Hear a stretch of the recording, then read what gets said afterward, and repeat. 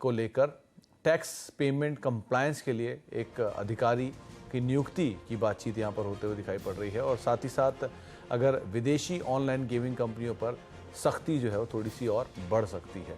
इस पर बातचीत करने के लिए आलोक हमारे साथ मौजूद भी हैं। तो आलोक, पहले तो ये फर्दर जीएसटी रजिस्ट्रेशन और थोड़ा और ज़्यादा कंप्लायंस के नियम, ये क्या क्या, क्योंकि बहुत ज़्यादा फेरबदल हो रहे हैं इस सेक्टर के अंदर ही। पहले हुआ और अब दोबारा, पहले वहाँ पे जीएसटी में बदलाव और अब ये, तो कुछ ज़्यादा ही इसमें कामकाज हो रहा है। क्या डिटेल है?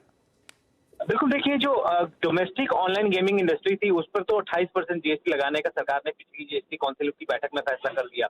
लेकिन सबसे ज्यादा जो डोमेस्टिक ऑनलाइन गेमिंग कंपनियां, उनको तकलीफ थी ऑनलाइन जो गेमिंग कंपनियां विदेशों से ऑपरेट करती हैं, यानी ऑफशोर में बैठे हुए विदेशी गेमिंग कंपनियां बहुत सारे देश में इस वक्त चल रही हैं। जैसे कि फॉर एग्जांपल बताऊं, वन एक्सपेक्ट है, परी मैच है, इसके अलावा इस तरह के और भी है, बेटबाटर.com है। इस तरह के बहुत सारे ऑनलाइन गेमिंग कंपनियां जिन पर भारत सरकार का कोई अभी कहे तो जोर नहीं है।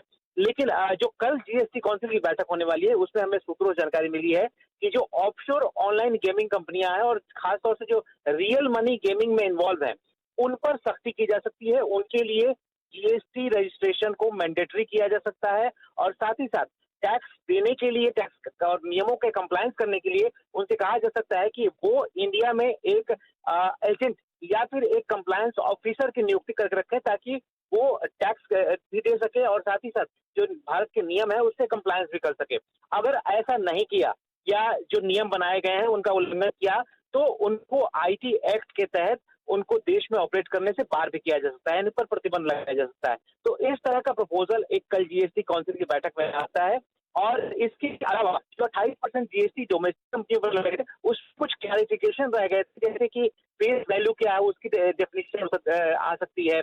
इसके अलावा हर बेट पे जीएसटी लगेगा या सिर्फ एंट्री वैल्यू पर लगेगा, इस पर भी एक क्लैरिफिकेशन आ सकता है।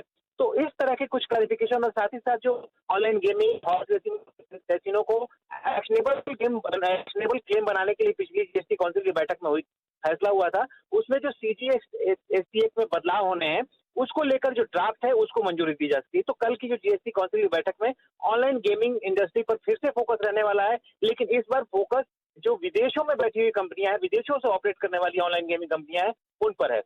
तो आलोक, ऐसा तो नहीं होगा कि विदेशी कंपनियों को भी भारतीय कंपनियों की तर्ज पे लिया जाए जीएसटी के दायरे में? देखिए, ये संभव नहीं है क्योंकि चूंकि वो पेमेंट हालांकि इंडिया में होता है, लेकिन उनका सारा कामकाज जो होता है विदेशों में होता है। इसलिए उनको एक तरह से जिस तरह से डोमेस्टिक कंपनियों को ऊपर कंप्लायंस सख्त किया जा सकता है या उनको कोर्ट में लाया जा सकता है, वैसे विदेशी कंपनियों को नहीं लाया जा सकता। लिहाजा आखिर उन पर नकेल किस तरह से कसी जाए, क्योंकि करीब देखें तो सालाना $10 बिलियन का कारोबार वो इंडिया से करती हैं और सरकार इस बात को लेकर काफी चिंतित है कि इतना बड़ा कारोबार इंडिया से वो कर रही है, लेकिन उस पर वो टैक्स नहीं दे रही हैं। तो इसी वजह से कि उनको टैक्स किस तरह से उन पर लगाया जाए और जीएसटी जो 28% है उनको उस दायरे में कैसे लाया जाए, इसी पर कल चर्चा होगी। उसके लिए मैंडेटरी रजिस्ट्रेशन और साथ ही साथ कंप्लायंस ऑफिसर्स यहाँ पर अपॉइंट करने की बात चल रही है, जो कि कल के प्रपोजल में डिस्कस हो सकता है। जी, चलिए, बहुत बहुत शुक्रिया आलोक के खबर हम तक पहुंचाने के लिए, हमसे बातचीत करने के लिए, इस पूरे डिटेल को लेकर भी। और शिल्पा मैम, आपका भी बहुत बहुत शुक्रिया हमारे साथ मौजूद रहने के लिए। और